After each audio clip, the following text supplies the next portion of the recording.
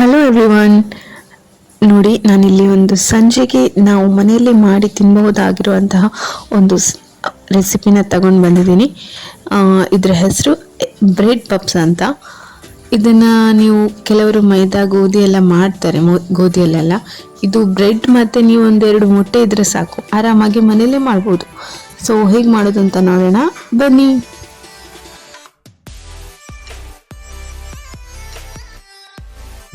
ಮೊದಲಿಗೆ ಈ ಬ್ರೆಡ್ಡನ್ನು ಈ ರೀತಿ ಕಟ್ ಮಾಡ್ಕೊಳ್ಬೇಕು.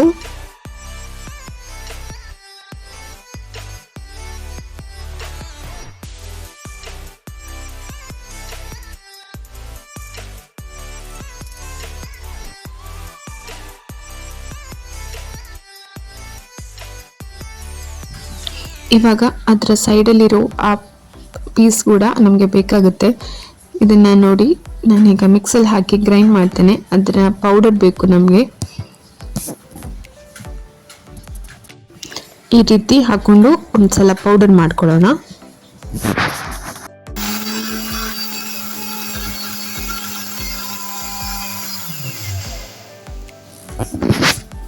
ನೋಡಿ, ಇಷ್ಟಾದರೆ ಸಾಕು. ಇವಾಗ ಈರುಳ್ಳಿಯನ್ನು ಫ್ರೈ ಮಾಡಲಿಕ್ಕಿದೆ. ನಾನಿಲ್ಲಿ 2 ಈರುಳ್ಳಿಯನ್ನು ತಗೊಂಡಿದ್ದೇನೆ. ಇದನ್ನು ಒಂದು ಸ್ವಲ್ಪ ಚೆನ್ನಾಗಿ ಫ್ರೈ ಮಾಡ್ಕೊಳ್ಳೋಣ.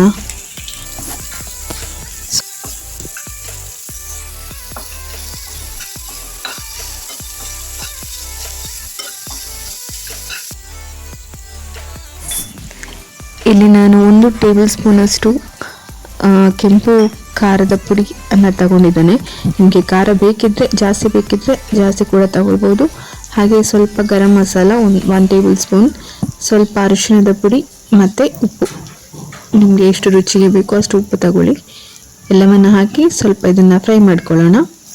ನಿಮ್ಮ ಹತ್ರ ಬೇರೆ ಯಾವುದಾದ್ರೂ ಪೌಡರ್ ಇದ್ದರೆ ಕೂಡ ಅದನ್ನು ಕೂಡ ಹಾಕ್ಕೊಳ್ಬೋದು. ಅಂದರೆ ಪೆಪ್ಪರ್ ಪೌಡರಾ ಅಥವಾ ಬೇರೆ ಯಾವುದಾದ್ರು ಚಿಕನ್ ಮಸಾಲ ಆ ಥರ ಇದ್ರೂ ಕೂಡ ಹಾಕ್ಕೊಳ್ಬೋದು. ನಿಮ್ಗೆ ಬೇಕಿದ್ದರೆ. ನಾನಿಲ್ಲಿ ಇಷ್ಟೇ ಹಾಕ್ಕೊಂಡಿದ್ದೇನೆ. ನೋಡಿ, ಇಷ್ಟು ಫ್ರೈ ಆದರೆ ಸಾಕು. ಒಂದು 7-8 ನಿಮಿಷ ಫ್ರೈ ಮಾಡ್ಕೊಳ್ಬೇಕು. ಇಷ್ಟಾದರೆ ಸಾಕು. ಹಾಗೆ ನಾನಿಲ್ಲಿ ಒಂದು ಬೌಲ್ಗೆ 2 ಮೊಟ್ಟೆಯನ್ನು ಹಾಕ್ಕೊಂಡಿದ್ದೇನೆ, ಒಡೆದು ಹಾಕಿದ್ದೇನೆ ಇಲ್ಲಿ. ಅದಕ್ಕೆ ಒಂದು ಸ್ವಲ್ಪ ಪೆಪ್ಪರ್ ಪೌಡರ್ ಮತ್ತು ಒಂದು ಸ್ವಲ್ಪ ರುಚಿಗೆ ತಕ್ಕಷ್ಟು ಉಪ್ಪನ್ನು ಹಾಕ್ಕೊಳ್ಳಿ. ಹೀಗೆ ಮಿಕ್ಸ್ ಮಾಡಿ ಇಟ್ಕೊಂಡಿರಿ. ಹಾಗೆ ಇಲ್ಲಿ ಒಂದು ಬೌಲ್ಗೆ ನಾನು ಮೈದಾದ ಪುಡಿ ತಗೊಳ್ತಾರೆ, ಬಟ್ ನಾನಿಲ್ಲಿ ಗೋಧಿ ಪೌಡರ್ ತಗೊಂಡಿದ್ದೇನೆ. ಇದನ್ನು ಒಂದು ಪೇಸ್ಟ್ ಥರ ಮಾಡಿಕೊಂಡು ಇಟ್ಕೊಂಡಿರೋಣ ಒಂದು ಸಣ್ಣ ಬೌಲಲ್ಲಿ. ಇಷ್ಟು ಸಾಕು. ಹೀಗೆ ಈ ಥರ ಮಾಡಬೇಕು.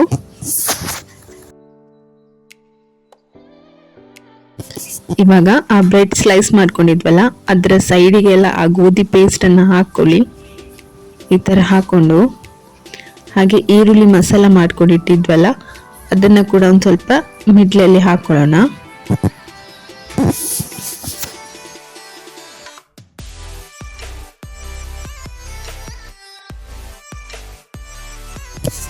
ಒಂದು ಸ್ವಲ್ಪ ಮಸಾಲೆ ಹಾಕಿಬಿಟ್ಟು ಅದನ್ನ ಮಿಡ್ಲಲ್ಲಿ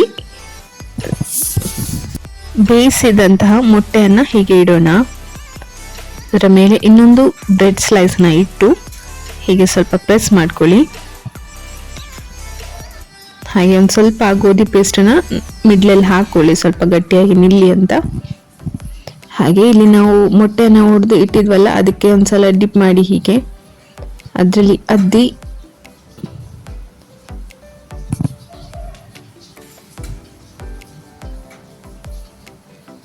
ಆ ಬ್ರೆಡ್ ಈ ಪೌಡರಲ್ಲಿ ಅದನ್ನು ಚೆನ್ನಾಗಿ ಹೀಗೆ ಮಿಕ್ಸ್ ಮಾಡಿ. ಇವಾಗ ಇದನ್ನು ನಾವು ಫ್ರೈ ಮಾಡಿದರೆ ಆಯಿತು.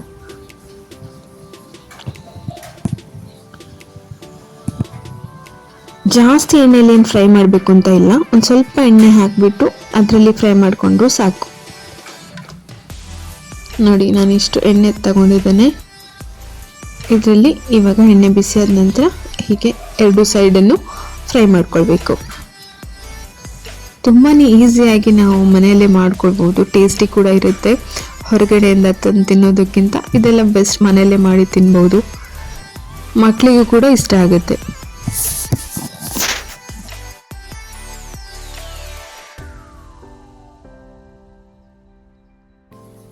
ಮೀಡಿಯಮ್ ಫ್ಲೇಮಲ್ಲಿ ಫ್ರೈ ಮಾಡ್ಕೊಳ್ಳೋಣ.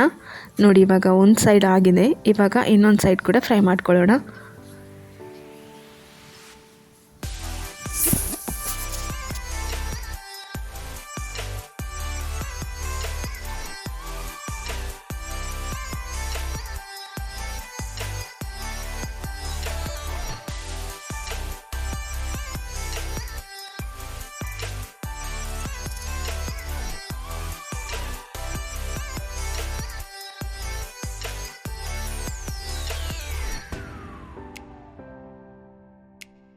ಈಗ ಎಲ್ಲವನ್ನು ಕೂಡ ಹಾಗೆ ಮಾಡ್ಕೊಳ್ಳೋಣ.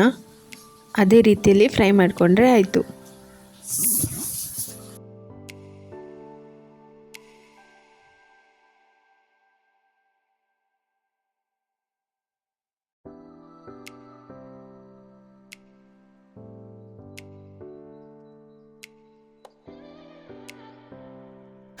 ನೋಡಿ ಕ್ರಿಸ್ಪಿಯಾಗಿ ಟೇಸ್ಟಿಯಾಗಿ ಬಂದಿದೆ ನಮ್ಮ ಈ ಬ್ರೆಡ್ ಎಗ್ ಪಪ್ಸ್.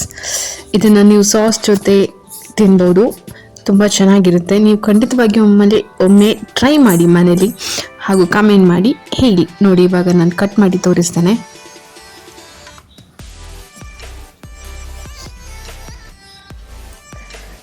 ನೋಡಿ ಒಳಗಡೆ ತುಂಬಾ ಟೇಸ್ಟಿಯಾಗಿ ಬಂದಿದೆ. ವಾವ್, ತುಂಬ ಚೆನ್ನಾಗಿದೆ. ನೀವು ಒಂದ್ಸಲ ಸಂಜೆಗೆ ಟ್ರೈ ಮಾಡಿ ಆ್ಯಂಡ್ ಕಮೆಂಟ್ ಮಾಡಿ, ಸಬ್ಸ್ಕ್ರೈಬ್ ಮಾಡಿ. Thank you.